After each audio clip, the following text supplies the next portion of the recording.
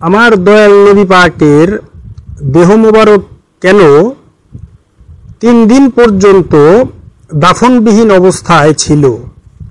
কেন দয়াল নবী পাকের দেহ মোবারককে কবরে স্থানান্তর করতে 3 দিন পর্যন্ত সময় লেগেছিল? এর পেছনে রহস্য কি? এই ব্যাপারে ইসলামের যত ফেরকা রয়েছে সবাই সবার মতো করেই মতামত পেশ করে। অধিকাংশের সাথে অধিকাংশের মতামত মিলে না। তবে আমি বা আমরা যে বিশ্বাস পোষণ করি সেই বিষয়টি তুলে ধরার চেষ্টা করছি। আমার দয়াল নবী পাকের ওফাতের 3 দিন আগেই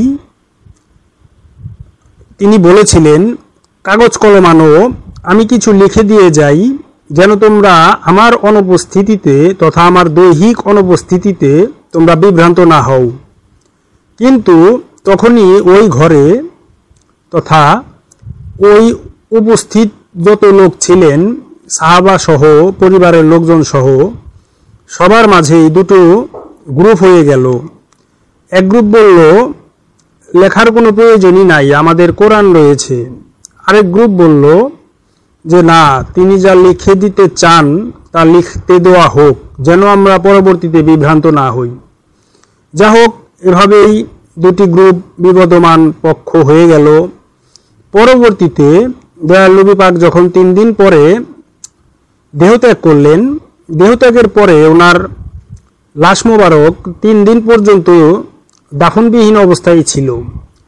এর কারণ হচ্ছে দয়াল নবী পাক শেরে খোদা মাওলা আলীকে ওনার পরবর্তীতে ক্ষমতার মসনদে বসার আহ্বান করে গিয়েছিলেন। কিন্তু একটি গ্রুপ তথা নবী পাকেরই তথাকথিত সাহাবীদের একটি গ্রুপ, তারা সংখ্যাগরিষ্ঠ ছিলই বটে, এটাই বাস্তবতা। তারা দয়াল নবী পাকের মৃতের কথা শোনার পরেও তারা কিভাবে দয়াল নবী পাকের গদিতে বসে পড়বে, দয়াল নবী পাকের নির্দেশিত প্রতিনিধিকে এড়িয়ে সেই বিষয়ে সলা পরামর্শ করার জন্য তারা মদিনার অদূরে বনি সাকিফা নামক গোত্রে গিয়ে বস্তিতে গিয়ে সমবেত হয়েছে। সেখানে তারা পাল্টাপাল্টি দর কষাকষি, বিভিন্ন পক্ষের মাঝে আলোচনা, তর্কাতর্কি, বাদানুবাদ প্রভৃতি সম্পন্ন করতে করতে তাদের প্রায় 3 দিন পর্যন্ত সময় লেগে গিয়েছিল। এই কারণেই মূলত দয়াল নবী পাকের ওফাত গ্রহণের তথা দেহত্যাগেরও 3 দিন পরে ওনার লাশ মোবারককে কবরে স্থানান্তরিত করা হয়েছিল। এখন এই ব্যাপারে জানি যে অনেকেরই এই ব্যাখ্যাটা ভালো লাগবে, আবার অনেকেরই লাগবে না। কিন্তু দয়াল নবী পাক যেভাবে মাওলাইয়াতের মাধ্যমে তথা গাদির খুমে ঘোষণায় মাওলাইয়াতের মাধ্যমে শেরে খোদা মাওলা আলীকেই দায়িত্ব দিয়ে গিয়েছিলেন ওনার পরবর্তীতে, কিন্তু এই যে দয়াল নবী পাকের পরে খেলাফত গঠন হলো, এই খেলাফত গঠন হয়েছিল মূলত বনি সাকিফা নামক গোত্রে বস্তিতে গিয়ে। দয়াল নবী পাক কখনোই বলেন নাই যে আমার দেহত্যাগের পরে বনি সাকিফায় গোত্রসমূহ একত্রিত হয়ে তোমরাই নিজেদের মাঝে আলোচনা করে তোমরা খেলাফত গঠন করবে এবং খলিফা হয়ে গদিতে বসিবে। কিন্তু দয়াল নবী পাক গাদিরে খুমে যে মাওলা আলীকে ওনার অনুপস্থিতিতে মাওলা নিযুক্ত করে গেলেন, এটার হাজার হাজার প্রমাণ রয়েছে।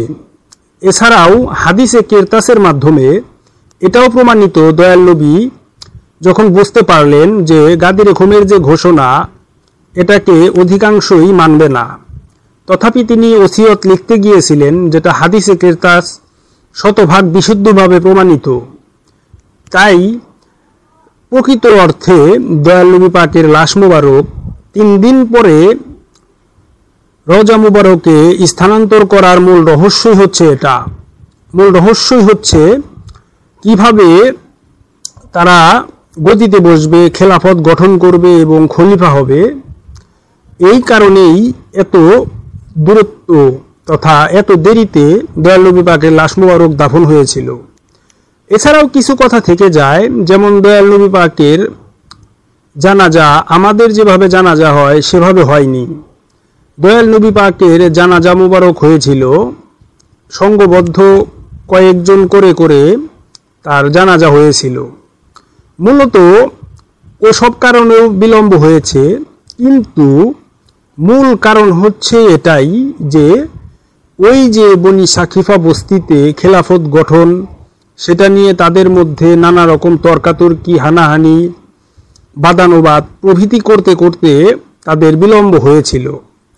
বলাই বাহুল্য, দয়াল নবী পাকের লাশ মুবারক যখন 3 দিন পরে দাফন করা হলো, তখন বনি সাকিফায় গঠিত খেলাফতের যে গ্রুপ, তারা ওইভাবে দয়াল নবী পাকের লাশ মুবারক যখন কবরে রাখা হলো, তারা তখন এখানে এসে বলেছিল যে এই রাজ্যের যে খলিফা তার অনুপস্থিতিতে কিভাবে এই লাশ দাফন হলো। তাই তারা দয়াল নবী পাকের লাশ পুনরায় উত্তোলনের জন্য উদ্ধত হয়েছিল। কিন্তু তখন শেরে খোদা মাওলা আলী দয়াল নবী পাকের রওজার দুপাশে 2 পা দিয়ে দাঁড়িয়ে গিয়েছিলেন এবং বলেছিলেন, আসো দেখি কার ঘাড়ে কয়টা মাথা যে দয়াল নবী পাকের লাশ মুবারক উঠাবে। তখন তারা আর শেরে খোদা মাওলা আলীর সামনে দাঁড়াতে সাহস পেল না, ফলে লাশ মুবারক আর উত্তোলন করার সাহসও পেল না। তাই যে যে যে যে মতে বিশ্বাস করেন কোনো সমস্যা নাই।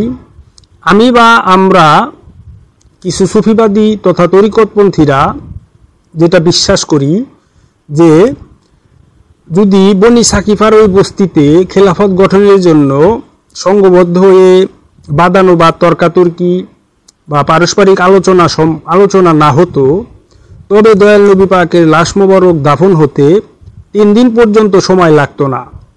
এটাই হচ্ছে বাস্তবতা। কারো ধর্মীয় অনুভূতিতে আঘাত লাগলে তার জন্য আমি ক্ষমা প্রার্থী।